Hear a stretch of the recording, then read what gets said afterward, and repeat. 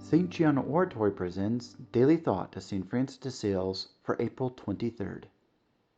My God, if we were to grasp heavenly inspirations in all their fullness and power, we would make great progress in virtue in a very short time.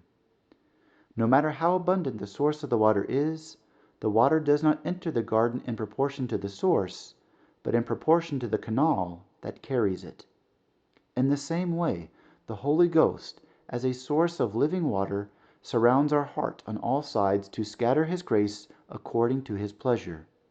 But he does not want to enter the heart without the free consent of our will or without our cooperation. From the life of St. Francis de Sales. On April 23, 1622, a certain Philip James arrived in Annecy from Italy with his wife. He was reduced to the most squalid misery, but remembering that some 3 years before, in 1619, he had furiously insulted our holy prelate in Paris, he did not dare to be seen by him in the diocesan city. When he was advised of this, the bishop called for him.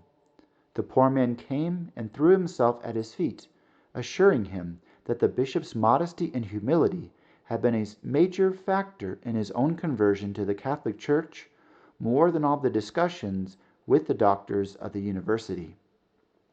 The charitable pastor did not want to hear of the wrongs and injustices that he had once received from this man. Seeing him poor and ragged after his voyage, he found lodgings for him and his wife, had them looked after for 6 weeks at his own expense, and often visited and comforted him as a father. When the man's health was restored, Francis gave him a generous donation so he could return to Germany, his native country. Moved by this charity, this good man said that if all the prelates were like Francis de Sales, there would soon be no more unbelievers left in the world.